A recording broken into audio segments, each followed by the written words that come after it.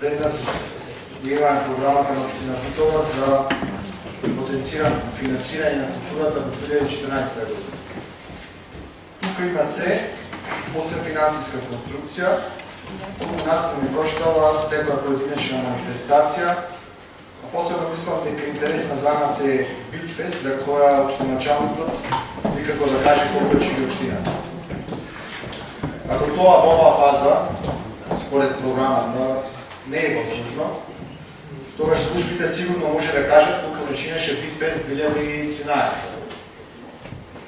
Некои проценки велат дека Битфест го чини градскиот буџет околу половина милион евра годишно.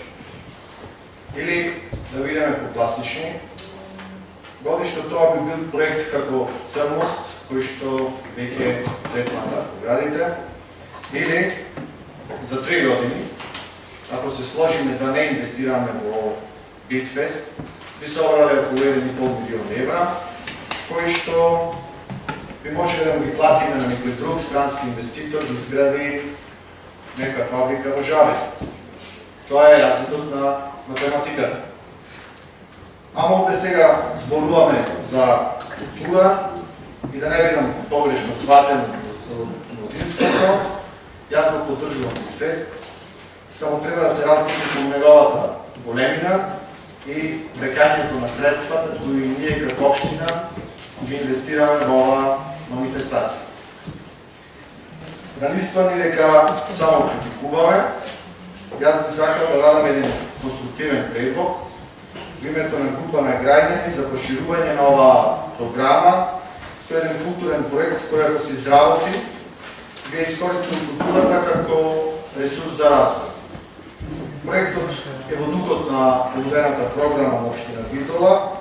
Истиот поттикнува акција за естетизација просторот, гради нови простори за културно исклучување, го поттикнува развојот на културниот туризам, како домашниот, така и странскиот туризам, ја третира културата како економска дејност, која ќе генерира финансиска добивка, а ќе остварува и меѓународна афирмација на земјата и општината. Значи, жалосно е Битола како културен град и градачалникот кој се повикува толку на културата да ни достави само страна и 3 реда програма од неговиот сектор. Странното е. Очекувавме барем нешто екстра да биде и да наведе, бидејќи тој има многу идеи за ова работа, требаше да има нешто екстра наведено. Тоа го каже и претходниот говорник, Котевски. Сите останати се погрижија да кажат која ставка по колку пари, да излезе крајна сума од 32 милиони денари, тука е наведено само 32 милиони денари. Од претходните, отчитајќи ја програмата и гледајќи го ова, како и говорите на градоначалникот кај се движи културата во градот Битола, требаше старата касарна во најмала мера да изгледа како Холивуд. А сега изгледа стварно како Холивуд, само некоја сцена од филмот Jurassic Park, кој ќе диносаурусите ги плават. Филмскиот град кој требаше да биде таму, требаше и да донеси многу инвеститори. Сите најавени инвеститори кои требаше таму да проградат студија за снимање на филмови, за некои Warcraft игри, подневието било такво, намената на касарна да била таква, се очекуваше Бог знае што да дојде. Требаше малци околу тоа да ни разложи во неговата програма и удело на тие луѓе кои требаше да бидат во тие објекти да ги купуваат.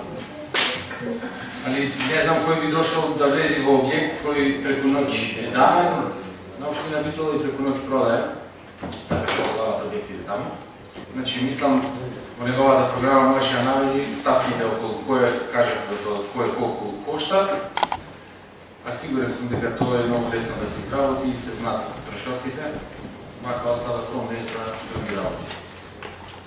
Тука би додал за графичкото триенале, значи наведено е во програмата, а по распоредот годишен, тоа мислам дека и не треба да припаѓа во наредната година, бидејќи знаејќи дека тоа графичко триенале е формирано во 1994 година и по статут тоа е меѓународна манифестација која се држува на 3 години.